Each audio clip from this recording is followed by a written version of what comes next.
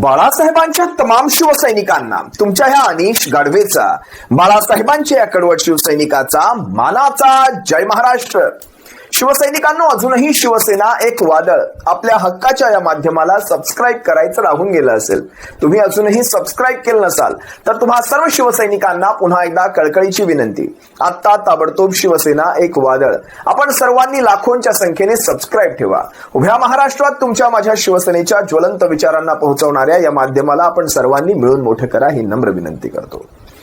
आज पुन्हा एकदा रोहितदादा पवारांची ती प्रेस कॉन्फरन्स आपण सर्वांनी पाहिली असेल. जवळपास चौथी प्रेस कॉन्फरन्स, 3 महाराष्ट्रातनं, 1 दिल्लीतनं.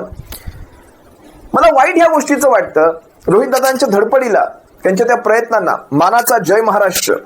पण वाईट एका गोष्टीचं वाटतं, हा प्रयत्न खरं तर दादांच्या पक्षामधनं, दादांच्या परिवारामधनं कोणीतरी करायला हवा होता. आता रोहितदादा पवार त्यांच्या परिवाराचाच एक भाग, पण तरी सुद्धा जय पवार फक्त एखादा व्हिडिओ ट्विट करतात, एखादी पोस्ट लिहितात. आपल्या वडिलांचा मृत्यू झालेला आहे, अपघाती घातपाती त्याची चौकशी होत नाहीये, त्यांच्या मृत्यूवर साधा कोणी चकार शब्द काढत नाहीये. आपल्या पक्षातनं आपण स्वतः कुठे बसावं स्टेजवर हे ठरवलं जातं. आपल्या वडिलांच्या हयातीमध्ये कधी आपल्याला कोणी असं या खुर्चीवर बस किंवा त्या खुर्चीवर बस असं कधी केलं होतं का? पण तरी सुद्धा दादांच्या पक्षामधनं सुद्धा एकही व्यक्ती यावर बोलायला मागत नाही. विचार करा, म्हणजे अमोल मिटकरी असतील, रुपाली ठोंबरे पाटील असतील, या दोनच व्यक्तींनी दादांचं मीठ घाललेलं आहे का? की खाल्ल्या मिठाला त्या दोनच व्यक्ती जागतायत आणि अमोल मिटकरी स्पष्टपणे सांगतायत, दादांमुळे शेणातला माणूस पेनापर्यंत आलेला आहे. त्या व्यक्तीशी माझे वैचारिक मतभेद असतील, पण खाल्ल्या मिठाला जागणं ही वृत्ती सुद्धा त्यांची तारीफच केली पाहिजे. त्यांना सुद्धा एक मानाचा जय महाराष्ट्र. अमोल मिटकरींना, रुपाली ठोंबरे पाटलांना मानाचा जय महाराष्ट्र नक्कीच. आज पुन्हा एकदा दादांच्या त्या मृत्यूविषयी, त्या शंकांविषयी स्वतः रोहित पवारांनी एक प्रेस कॉन्फरन्स घेतली. अनेक मुद्द्यांना त्यांनी हात घातला आणि त्यामध्ये त्यांनी बोलता बोलता एकनाथ शिंदेच्या प्रवासाचा सुद्धा उल्लेख केला, त्यांच्या डावोस दौऱ्याचा उल्लेख केला. त्यामध्ये इराण इराकच्या त्या प्रसंगांची त्यांनी तिथे आठवण करून दिली. यावर स्वतः एकनाथ शिंदे कधी बोलणार नाहीत, आम्हाला माहितीये. एकनाथ शिंदे या सगळ्या विषयांना ते झाकली मूठ 1.25 लाखाचीच ठेवून देतील, खोलणारच नाहीत कधी. आता रोहित पवारांनी ती जागा करून दिलेली आहे. आता याच्यावर एखादा दबाव आल्यानंतर एखादी प्रेस कॉन्फरन्स होते का ते पाहावं लागेल. पण रोहित पवारांना मानावं लागेल, काही का असेना. राष्ट्रवादी काँग्रेस पक्षातर्फे एक नेतृत्व उदयास येत आहे आणि उभा महाराष्ट्र नव्हे, उभा हिंदुस्थान पाहतोय आपल्या काकासाठी, आपल्या चुलत्यासाठी कशा प्रकारे झटायला हवं आणि झटलं पाहिजे हे उभा हिंदुस्थान पाहतोय. आज ज्यांच्या विरोधात रोहित पवार आवाज उठवतायत त्या व्यक्ती साध्या सुध्या नाहीत. गडगंज पैसा, उच्च कॉन्टॅक्ट, आता बघा ना, अजितदादा पवारांसारखी व्यक्ती अशा प्रकारे जाते, तिचा साधा उल्लेख कुठे होत नाही, तिच्या चौकशीसाठी कुठे मागणी होत नाही ना, त्यांच्या सहकारी मित्र पक्षातलीच लोक सुद्धा ही मागणी करत नाही. म्हणजे हा दबाव किती पराकोटीचा असेल. रोहितदादा पवारांच्या खरं तर जीवाला धोका वाटतो कधी कधी या सर्व परिस्थितीमध्ये. एकनाथ शिंदेंनी सुरुवात केली होती, ते म्हणाले सुद्धा, पहिल्या दिवसाची ही गोष्ट, मी तो व्हिडिओ जाणून बुजून ठेवलाय माझ्याकडे. बरं, 5 व्यक्ती असताना एकनाथ शिंदे 6 व्यक्ती का म्हणाल्या, 6वी व्यक्ती त्यांच्या तोंडी का आली मला माहित नाही, पण चौकशी झाली पाहिजे. एकनाथ शिंदे एकदा म्हणाले होते, पहा आमच्या सहकार्याचा जीव याच्यामध्ये गेलाय, 6 लोक मृत्युमुखी पडलेले आहेत. त्यामुळे या विमान अपघाताची चौकशी नक्कीच व्हायला पाहिजे, नक्कीच होईल. कारण यापुढे देखील अशा प्रकारचे अपघात होता कामा नये, यासाठी हे गरजेचं आहे आणि त्यासाठी त्याची चौकशी देखील होईल. एकनाथ शिंदेच्या तोंडी यानंतर पुन्हा कधीच चौकशीची मागणी आलेली नाही. म्हणजे मला सुरुवातीला नवल वाटलं, चौकशीची मागणी करणारा एखादा दुसरा उपमुख्यमंत्री, मला नवल वाटलं, मला वाटलं हीच मागणी वारंवार पुढे केली जाईल, पण एकदाही नाही. आज तुम्ही पहा, रोहित पवारांच्या सर्व आरोपांमध्ये वारंवार अनेक गोष्टींचे दाखले दिले जात आहेत, अनेक गोष्टींचे, अगदी त्या ब्लॅक बॉक्स सकट.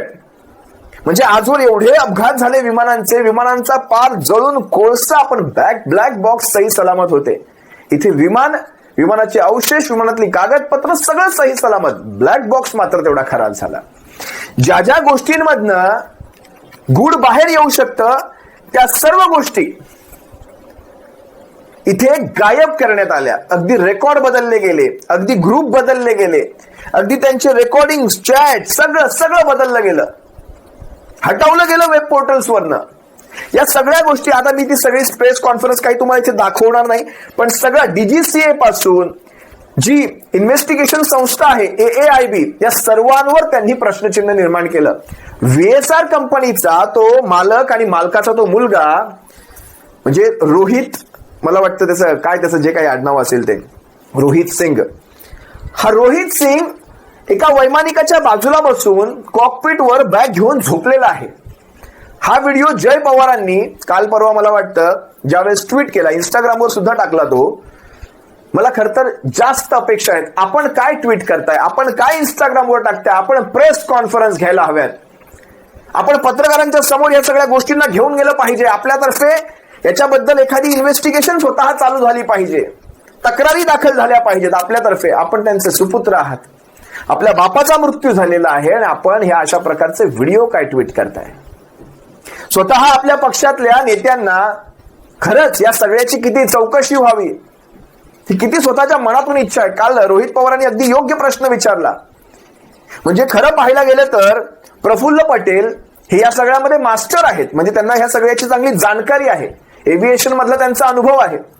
पण प्रफुल्ल पटेलांकडनं कधीही साधी मागणी होत नाही, चौकशी व्हावी अशी मागणी होत नाही, किंवा चौकशीमध्ये रोहित पवारांची प्रफुल्ल पटेल कुठतरी मदत करतात असंही काही दिसत नाही.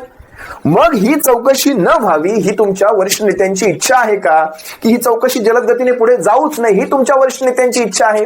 पहा रोहित पवार काल काय म्हणाले.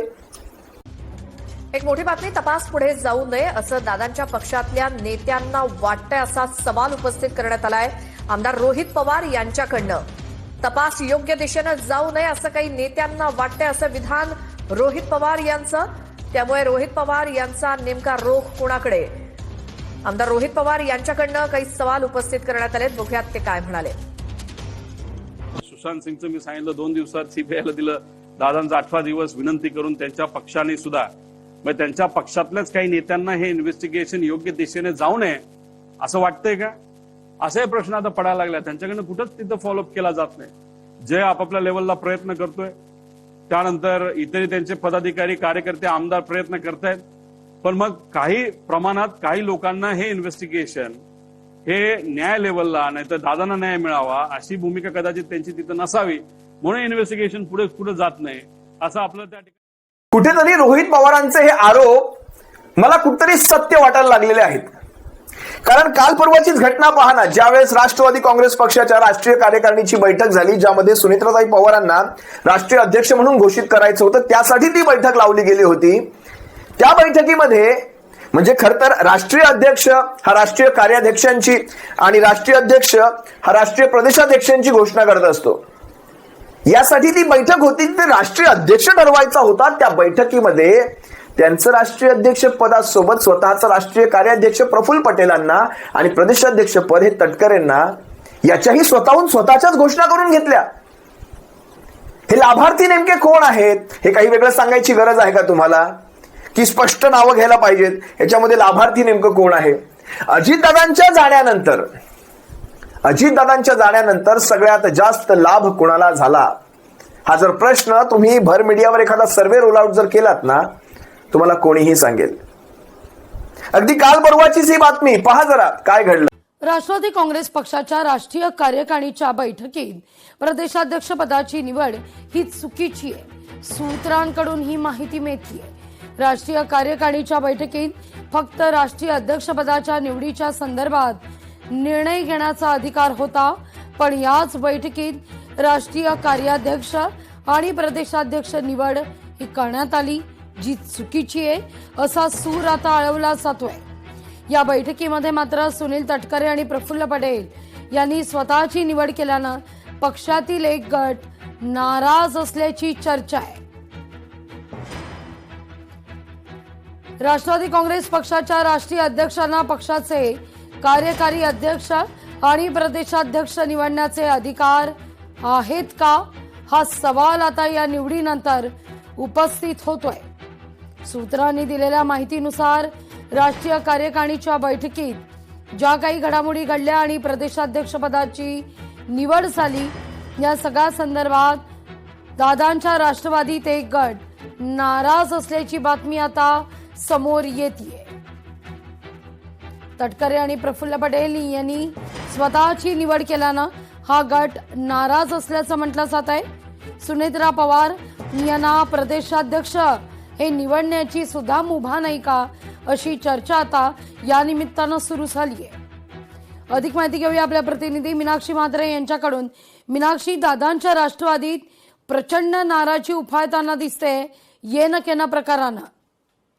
निश्चितच लागवी काही दिवसांपूर्वी कार्यकारिणीची बैठक पार पडली आणि यावेळी राष्ट्रवादी काँग्रेस पक्षाच्या राष्ट्रीय कार्यकारिणीच्या बैठकीत प्रदेशाध्यक्ष पदाची निवड ही चुकीची असल्याची एक माहिती आता समोर येत आहे। कारण एक गट जो आहे अजित पवार यांच्या पक्षातला तो प्रचंड नाराज असल्याचं कळत आहे। कारण राष्ट्रीय कार्यकारिणीच्या बैठकीमध्ये फक्त राष्ट्रीय अध्यक्ष पदाच्या निवडीच्या संदर्भामध्येच निर्णय घेण्याचा अधिकार होता, पण याच बैठकीमध्ये नव्यानं राष्ट्रीय कार्याध्यक्ष आणि प्रदेश अध्यक्ष निवड चुकीची असल्याचं देखील म्हटलं गेलं आणि त्याच दरम्यान राष्ट्रीय अध्यक्ष निवडल्यानंतर राष्ट्रीय अध्यक्षांकडून प्रदेश अध्यक्ष यांची निवड ही केली जाते। पण या बैठकीमध्ये मात्र सुनील तटकरे आणि प्रफुल्ल पटेल यांनी स्वतःची निवड केल्याने पक्षातील एक गट जे आहे ते नाराज असल्याचं म्हटलं जात आहे। कारण हा संपूर्ण नाराजीचा सूर जो आहे तो कार्यकारिणीच्या बैठकीमध्ये पाहायला मिळाला होता आणि राष्ट्रवादी काँग्रेस पक्षाच्या राष्ट्रीय अध्यक्षांना पक्षाचे कार्यकारी अध्यक्ष आणि प्रदेश अध्यक्ष निवडण्याचे अधिकार आहेत का, असा देखील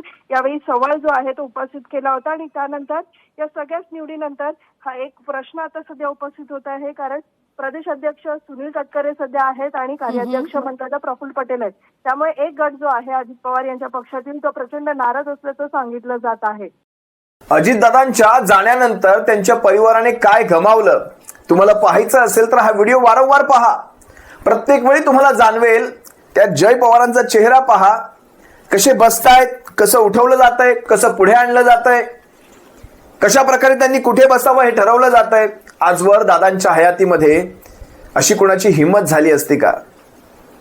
म्हणजे जय पवार येत आहेत, दादांचा मुलगा येतोय, त्याला घेऊन जाऊन कुठतरी बसवणं, स्वतः घेऊन जाऊन, हे नाही इथे नाही तिथे बस असं उंगली दाखवून हे सांगितलं गेलं।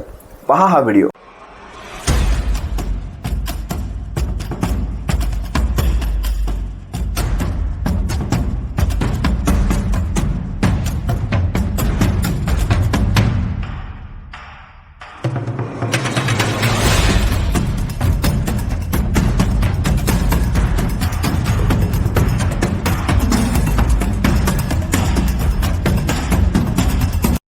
अजितदादांच्या परिवाराला भविष्यात काय काय सहन करायचंय ही याची फक्त झलक आहे।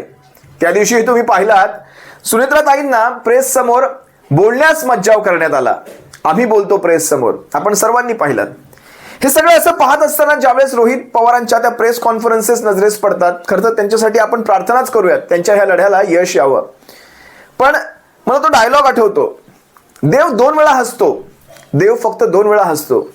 ज्यावेळेस देव कुणाला तरी मारणार असतो कन्फर्म, आणि तिथे कोणीतरी पामर त्याला वाचवायचा प्रयत्न करणार असतं, त्यावेळेस देव हसतो।